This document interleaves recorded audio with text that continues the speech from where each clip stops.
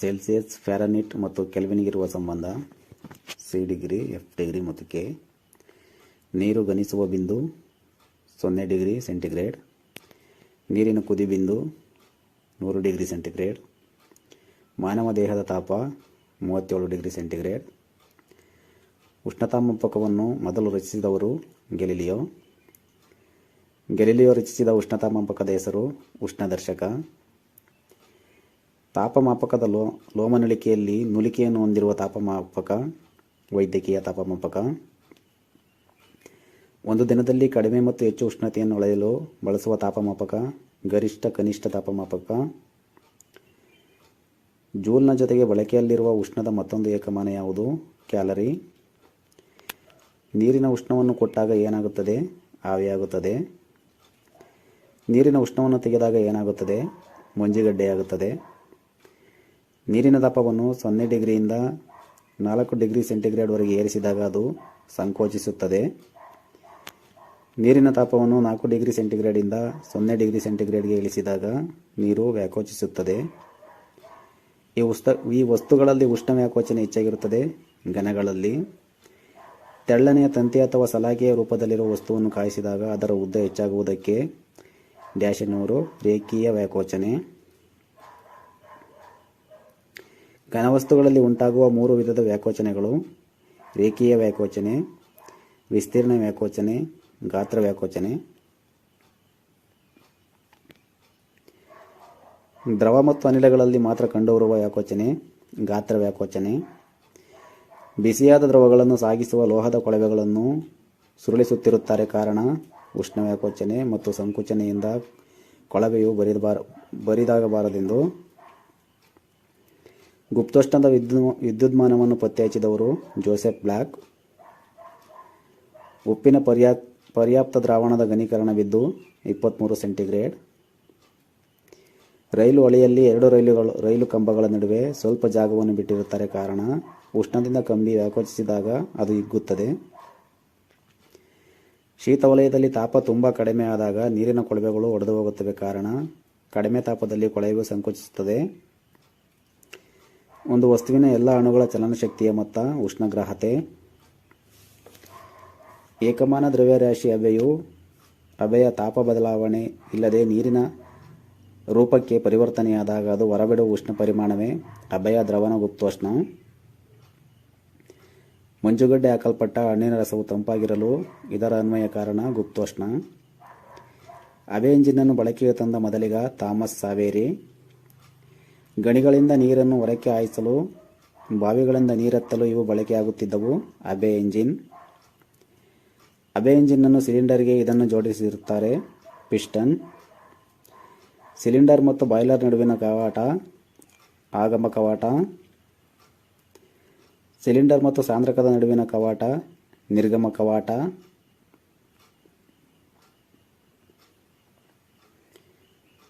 ಸಾಂದ್ರಕ ಮತ್ತು ಬಾಯ್ಲರ್ನನ್ನು ಇದರ ಮೂಲಕ ಸಂಪರ್ಕಿಸಲಾಗಿದೆ ಪಂಪು.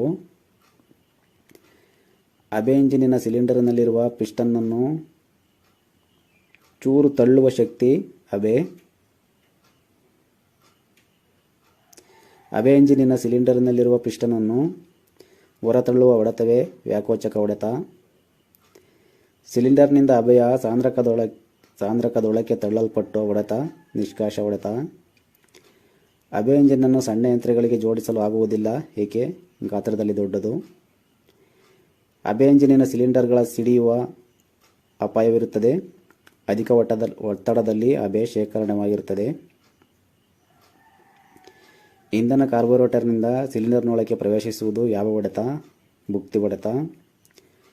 ಪೆಟ್ರೋಲ್ ಮತ್ತು ಗಾಳಿ ಒಂದಾಗುವುದು ಯಾವ ಹೊಡೆತದಲ್ಲಿ? ಸಂಪೀಡನ. ಸ್ಟಾರ್ಕ್ ಪ್ಲಗ್ನಿಂದ ಈ ಹಂತದಲ್ಲಿ ಕಿಡಿ ಹೊರಹೊಮ್ಮುತ್ತದೆ, ಶಕ್ತಿ.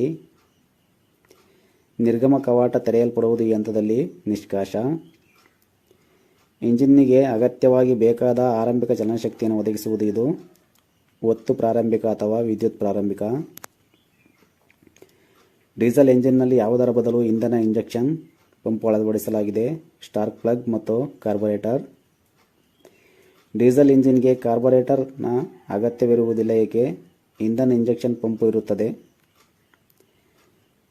ಯಾವ ಹೊಡೆತದ ಕೊನೆಯಲ್ಲಿ ಡೀಸೆಲನ್ನು ಸಿಲಿಂಡರ್ನೊಳಗೆ ಬಿಡಲಾಗುತ್ತದೆ? ಸಂಪೀಡನ. ಡೀಸೆಲ್ ಎಂಜಿನ್ನಲ್ಲಿಂದ ಶಾಖ ಉತ್ಪತ್ತಿಯಾಗಿ ಇಂಧನವನ್ನು ಹೊತ್ತಿಸುತ್ತದೆ. ವಾಯುವಿನ ಸಂಪೀಡನ.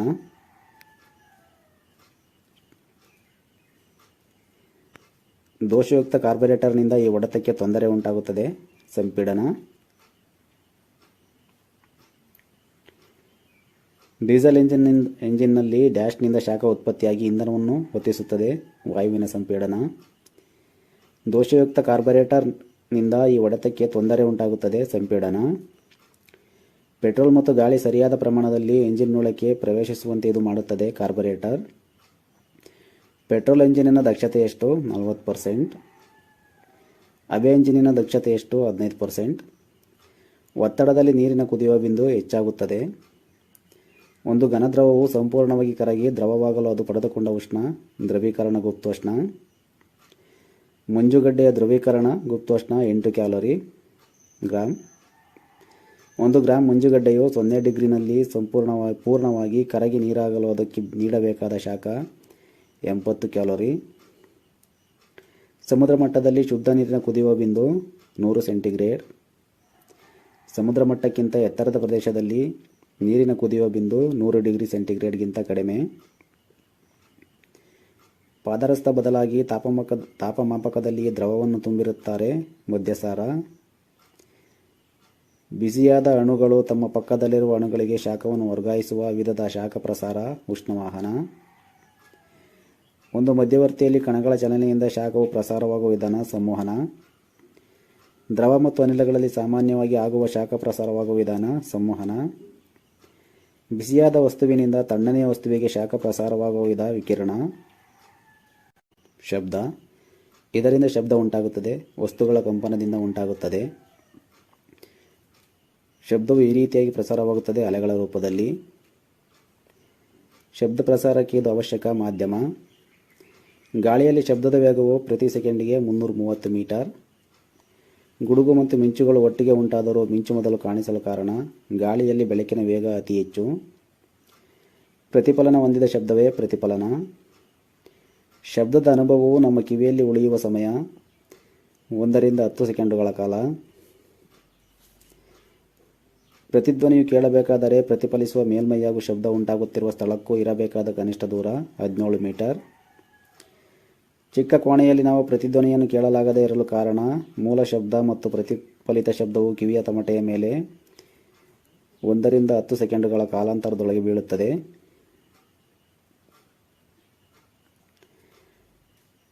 ನಮಗೆ ಇಂಪಾಗಿ ಕೇಳಿಸುವ ಧ್ವನಿಯೇ ಸಂಗೀತ. ವ್ಯವಸ್ಥಿತ ಕಂಪನಗಳಿಗಿಂತ ಉಂಟಾಗುವ ಶಬ್ದವೇ ಸಂಗೀತ. ಸಂಗೀತದ ಕಂಪನಾಂಕ 40 ರಿಂದ 4000 Hz. ವ್ಯವಸ್ಥಿತವಲ್ಲದ ಬೇರೆ ಬೇರೆ ಕಂಪನಾಂಕಗಳ ಧ್ವನಿಯನ್ನು ಉಂಟುಮಾಡುವ ಶಬ್ದವೇ ಗದ್ದಲ. ತಂತಿವಾದ್ಯಗಳಿಗೆ ಉದಾಹರಣೆ ಪಿಟೀಲು, ವೀಣೆ, ಸೀತಾರ್. ಮರ್ದನ ವಾದ್ಯಗಳಿಗೆ ಉದಾಹರಣೆ ತಬಲ, ಮೃದಂಗ, ಡೋಲು, ತಮಟೆ. ವಾಯುಕಂಪಿತ ವಾದ್ಯಗಳಿಗೆ ಉದಾಹರಣೆ ಕೊಳಲು, ನಾದಸ್ವರ, ಶಹನಾಯ್. ಇದಕ್ಕಿಂತ ಹೆಚ್ಚಿನ ಡೆಸಿಬಲ್ ಶಬ್ದವು ಅಪಾಯಕಾರಿ 80 ಡಿಗ್ರಿ. ಒಂದು ಮಾಧ್ಯಮದಲ್ಲಿ ಕ್ಷೋಭೆಯನ್ನುಂಟು ಮಾಡಿ ಶಕ್ತಿಯ ಪ್ರಶಂಸಿಸುವುದೇ ತರಂಗ. ನಾವು ಗ್ರಹಿಸಲು ಸಾಧ್ಯವಾದ ಶಬ್ದವನ್ನು ಹೀಗೆನ್ನುವರು ಶ್ರವ್ಯ ಶಬ್ದ. ಶ್ರವ್ಯ ಶಬ್ದದ ಆವೃತ್ತಿ 20 Hz ಇಂದ 20 kHz.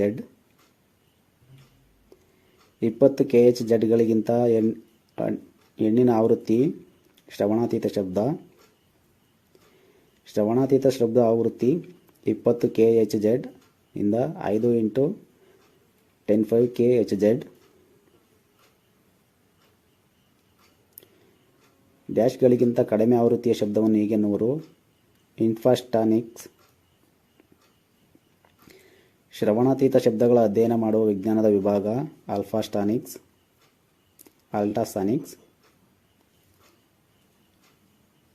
ಶ್ರವಣಾತೀತ ತರಂಗಗಳು ಹೆಚ್ಚು ಶಕ್ತಿಯನ್ನು ಹೊಂದಿರಲು ಕಾರಣ ಆವೃತ್ತಿ ಹೆಚ್ಚು. ಛಾಯಾಗ್ರಾಹಕ ಫಿಲ್ಮ್ಗಳಿಗೆ ಇಮಲ್ಷನ್ ತಯಾರಿಕೆಯಲ್ಲಿ ಇದನ್ನು ಬಳಸುತ್ತಾರೆ. ಶ್ರವಣಾತೀತ ತರಂಗಗಳು. ಶುಷ್ಕ ಒಗೆತ ಡ್ರೈ ಕ್ಲೀನಿಂಗ್ನಲ್ಲಿ ಬಳಸುವ ತರಂಗಗಳು ಶ್ರವಣಾತೀತ ತರಂಗಗಳು. ರಕ್ತರಹಿತ ಶಸ್ತ್ರಕ್ರಿಯೆಯಲ್ಲಿ ಮೂತ್ರಕೋಶದ ಪಿತ್ತಕಲ್ಲುಗಳನ್ನು ಪುಡಿ ಮಾಡಲು ಬಳಸುವ ತರಂಗಗಳು ಶ್ರವಣಾತೀತ ತರಂಗಗಳು. ಶಬ್ದ ಪ್ರಸಾರದಿಂದ ವ್ಯಾಪ್ತಿ ನಿರ್ಧಾರ ಎಂದರೆ ಸೋನಾರ್. ಸೋನಾರ್ನ ವಿಸ್ತರಣಾ ರೂಪ ಸೌಂಡ್ ನ್ಯಾವಿಗೇಷನ್ ಆ್ಯಂಡ್ ರ್ಯಾಂಗಿಂಗ್. ವಿದ್ಯುತ್ ಶಕ್ತಿಯನ್ನು ಶ್ರವಣಾತೀತ ತರಂಗಗಳಾಗಿ ಮಾರ್ಪಡಿಸುವ ಸೋನಾರ್ನ ಭಾಗ ಪ್ರೇಷಕ. ಪ್ರತಿಫಲಿತ ತರಂಗಗಳನ್ನು ಸ್ವೀಕರಿಸುವ ಸೋನಾರ್ನ ಭಾಗ ಪತ್ತೆಕಾರಿ. ಶ್ರವಣಾತೀತ ತರಂಗಗಳನ್ನು ಸಂಜ್ಞೆಗಳಾಗಿ ಮಾರ್ಪಡಿಸಿ ಯುಕ್ತವಾಗಿ ಅರ್ಥ ನಿರ್ಣಯ ಮಾಡುವುದು ಪತ್ತೆಕಾರಿ. ಸ್ಕ್ಯಾನರ್ನ ಶ್ರವಣಾತೀತ ತರಂಗಗಳು ಎಕ್ಸ್ ಕಿರಣಗಳಿಗಿಂತ ಉತ್ತಮ. ಹೀಗೆ ಇವು ಕಡಿಮೆ ಅಪಾಯಕಾರಿ. ಶ್ರವಣಾತೀತಗಳನ್ನು ಹೃದಯ ಪರೀಕ್ಷೆಗೆ ಬಳಸಿದಾಗ ಅದನ್ನು ಹೀಗೆನ್ನುವರು ವಿದ್ಯುತ್ ಉಲ್ಲೇಖನ ELG. ಭ್ರೂಣದ ಲಿಂಗ ಪರೀಕ್ಷೆಗಾಗಿ ಬಳಸುವ ಸಾಧನ ಸ್ಕ್ಯಾನರ್. ತರಂಗಗಳ ಆಕಾರ ಮತ್ತು ವೀಕ್ಷಕರ ನಡುವಿನ ಸಾಪೇಕ್ಷ ಚಲನೆಯಿಂದಾಗಿ ತರಂಗಗಳ ಆವೃತ್ತಿಯಲ್ಲಿ ತೊಡೆಯ ಬದಲಾವಣೆಯಾಗುವುದೇ ಡಾಪ್ಲರ್ ಪರಿಣಾಮ. ಜಲಾಂತರ್ಗಾಮಿಗಳ ವೇಗವನ್ನು ಪತ್ತೆಹಚ್ಚಲು ಈ ಪರಿಣಾಮವನ್ನು ಬಳಸುತ್ತಾರೆ ಡಾಪ್ಲರ್ ಪರಿಣಾಮ. ರಾಡಾರ್ ಗನ್ನಲ್ಲಿ ತರಂಗಗಳನ್ನು ಬಳಸುತ್ತಾರೆ ರೇಡಿಯೋ. ಕೃತಕ ಉಪಗ್ರಹಗಳ ಜಾಡನ್ನು ಕಂಡುಹಿಡಿಯಲು ಶನಿಗ್ರಹದ ಉಂಗುರಗಳು ಗ್ಯಾಲಕ್ಸಿಗಳ ಅಧ್ಯಯನದಲ್ಲಿ ಇದನ್ನು ಬಳಸುತ್ತಾರೆ ಡಾಪ್ಲರ್ ಪರಿಣಾಮ. ಕೆಲಸ ಸರಳ ಯಂತ್ರಗಳು. ಈ ಸಂದರ್ಭದಲ್ಲಿ ವಸ್ತು ಒಂದು ಸ್ಥಳದಿಂದ ಮತ್ತೊಂದು ಸ್ಥಳಕ್ಕೆ ವರ್ಗಾಯಿಸಲ್ಪಡುತ್ತದೆ. ಬಲಪ್ರಯೋಗ. ಬಲವನ್ನು ಪ್ರಯೋಗಿಸಿ ಕೆಲಸವನ್ನು ಮಾಡುವ ಸಾಧನವೇ ಯಂತ್ರ. ಕೆಲಸವನ್ನು ಸುಲಭವಾಗಿ ನಿರ್ವಹಿಸಲು ಸಹಕಾರಿಯಾಗುವ ವಸ್ತುಗಳನ್ನು ಹೀಗೆನ್ನುವರು ಸರಳ ಯಂತ್ರಗಳು. ಸರಳ ಯಂತ್ರಗಳನ್ನು ಹೀಗೆನ್ನುವರು ಸನ್ನೆಗಳು. ಸನ್ನೆಯ ಭಾಗಗಳು ಭಾರ, ಅಣಿಕೆ, ಭಾರಭುಜ, ಯತ್ನಭುಜ. ಅಣಿಕೆ ಮತ್ತು ಭಾರಕ್ಕೆ ಇರುವ ದೂರ ಭಾರಭುಜ.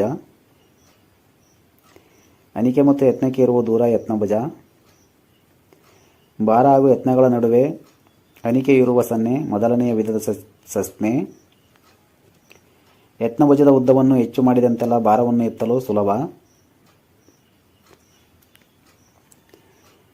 ಮೊದಲನೇ ವಿಧದ ಸನ್ನೆಗೆ ಉದಾಹರಣೆ ಕತ್ತರಿ, ತಕ್ಕಡಿ, ಡಬ್ಬದ ಮುಚ್ಚಳವನ್ನು ತೆಗೆಯುವ ಚಮಚ.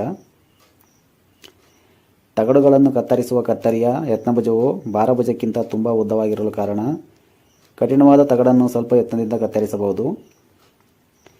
ಭಾರವು ಅಣಿಕೆ ಹಾಗೂ ಯತ್ನಗಳ ಮಧ್ಯೆ ಇರುವ ಸನ್ನೆಯ ವಿಧ ಎರಡನೇ ಪ್ರಕಾರದ ಸನ್ನೆ. ಎರಡನೇ ಪ್ರಕಾರದ ಸನ್ನೆಗೆ ಉದಾಹರಣೆ ಅಡಿಕೆ ಕತ್ತರಿಸುವ ಕತ್ತರಿ.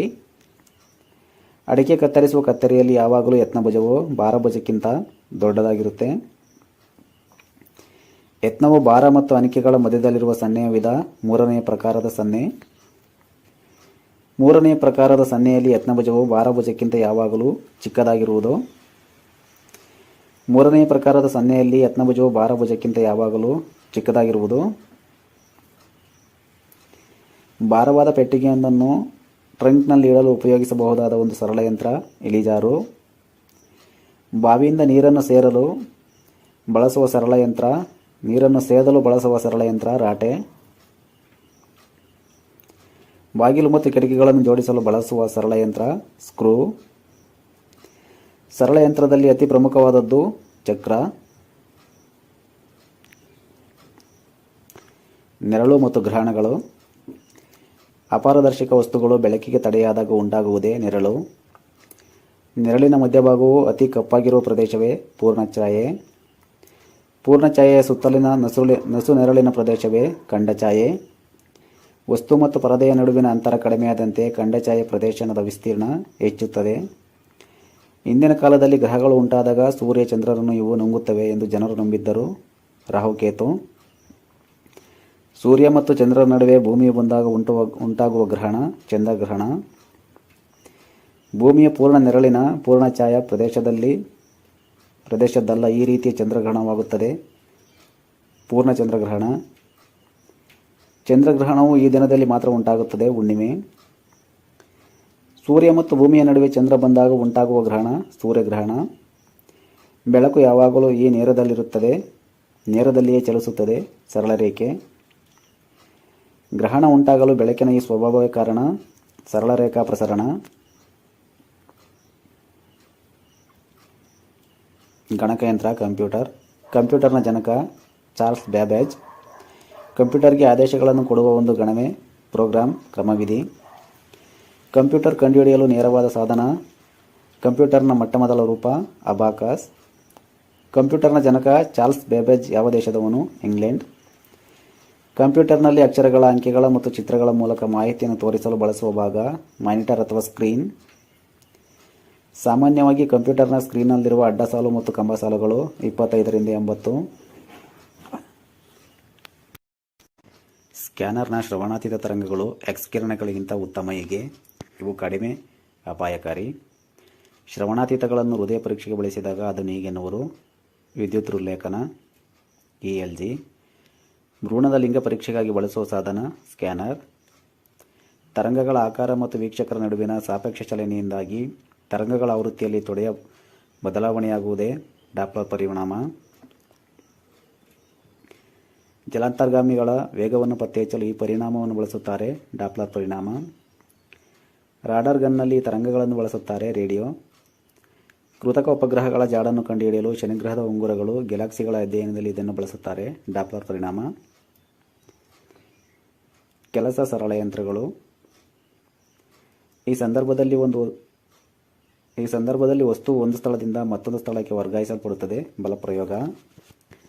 ಬಲವನ್ನು ಪ್ರಯೋಗಿಸಿ ಕೆಲಸವನ್ನು ಮಾಡುವ ಸಾಧನವೇ ಯಂತ್ರ. ಕೆಲಸವನ್ನು ಸುಲಭವಾಗಿ ನಿರ್ವಹಿಸಲು ಸಹಕಾರಿಯಾಗುವ ವಸ್ತುಗಳನ್ನು ಹೀಗೆನ್ನುವರು: ಸರಳ ಯಂತ್ರಗಳು.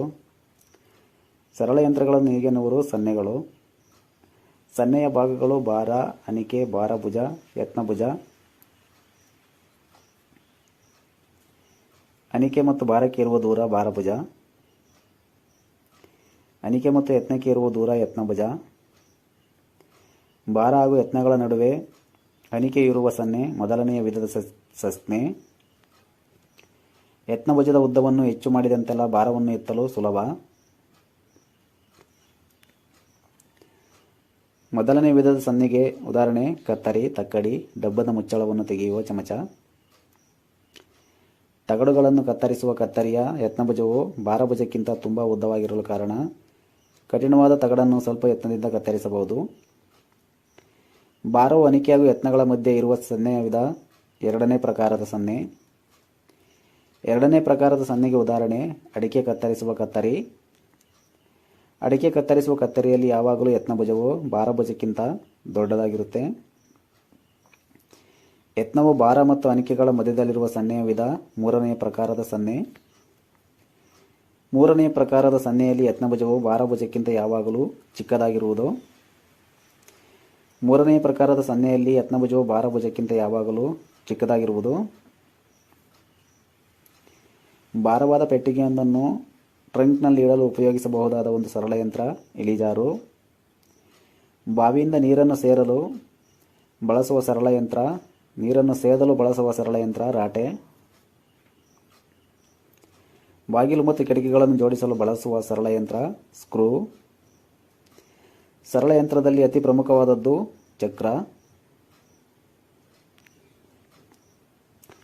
ನೆರಳು ಮತ್ತು ಗ್ರಹಣಗಳು.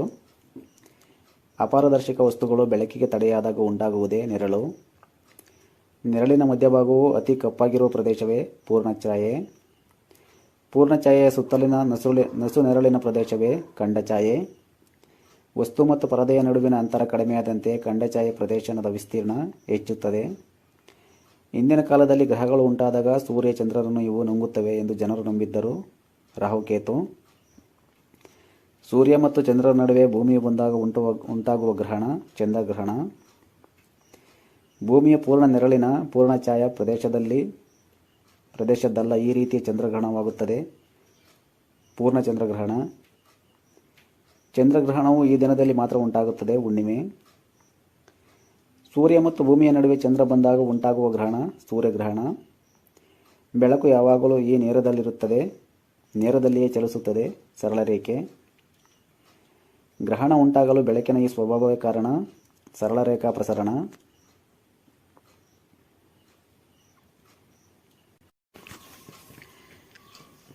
ಗಣಕಯಂತ್ರ.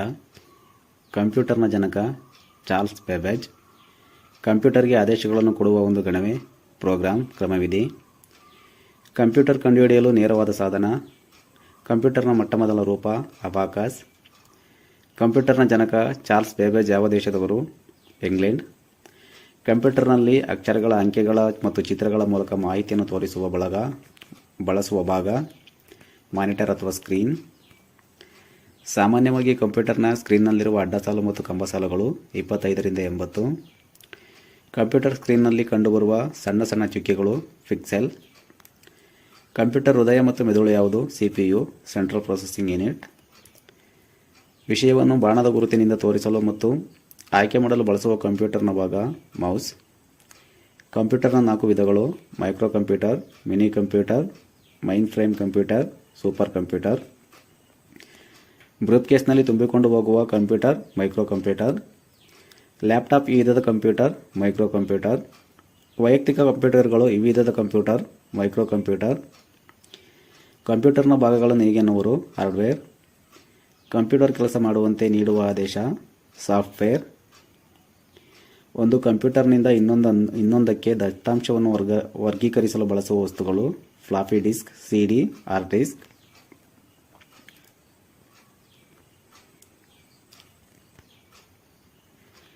ಅಬಾಕಸ್ ಅನ್ನು ಕಂಡುಹಿಡಿದವರು ಚೀನಿಯರು. ಅಬಾಕಸ್ನ ಪ್ರತಿ ಸರಳಿನಲ್ಲಿ ಎಷ್ಟು ಮಣಿಗಳಿವೆ? 7. ಅಬಾಕಸ್ ಅನ್ನು ಯಾವ ಸಂಖ್ಯಾ ಪದ್ಧತಿ ಆಧಾರದಲ್ಲಿ ರಚಿಸಲಾಗಿದೆ? ದಶಮಾನ ಪದ್ಧತಿ. ರಸಾಯನಶಾಸ್ತ್ರ. ಇಂದಿನ ಪ್ರಶ್ನೆ ಪತ್ರಿಕೆಗಳಲ್ಲಿ ಕೇಳಲಾದ ಪ್ರಶ್ನೆಗಳು: 2002ರ TCH CET ಪರೀಕ್ಷೆಯಲ್ಲಿ ಕೇಳಲಾದ ಪ್ರಶ್ನೆಗಳು. ಈ ಕೆಳಗಿನವುಗಳಲ್ಲಿ ಅರೆವಾಹಕ ಯಾವುದು? ಸಿಲಿಕಾನ್. ಆಲ್ಕೈನುಗಳ ಸಾಮಾನ್ಯ ಸೂತ್ರ CnH2n-2. U-235 ಪರಮಾಣು ಬೀಜದಲ್ಲಿರುವ ಎಲೆಕ್ಟ್ರಾನ್ಗಳ ಸಂಖ್ಯೆ 235. ಕ್ಲೋರಿನ್ನ 3 ಅಣುಗಳನ್ನು ಸರಿಯಾಗಿ ಸೂಚಿಸುವ ರೀತಿ 3 Ci2. ವಾಯುಭಾರ ಮಾಪಕವನ್ನು ಕಲ್ಲಿದ್ದಲು ಗಣಿಯೊಳಗೆ ತೆಗೆದುಕೊಂಡು ಹೋದಾಗ ಪಾದರಸದ ಮಟ್ಟವು ಏರುತ್ತದೆ. ಕರ್ಪೂರವನ್ನು ಉರಿಸಿದಾಗ ದ್ರವರೂಪಕ್ಕೆ ಬಾರದೆ ಅನಿಲವಾಗುತ್ತದೆ. ಲೋಹಾಂಶವಿಲ್ಲದ ಕ್ಷಾರ ಅಮೋನಿಯಂ ಹೈಡ್ರಾಕ್ಸೈಡ್. ಇವುಗಳಲ್ಲಿ ಯಾವುದು ರಾಸಾಯನಿಕ ಬದಲಾವಣೆ? ಬೆಣ್ಣೆ ತುಪ್ಪವಾಗುವುದು.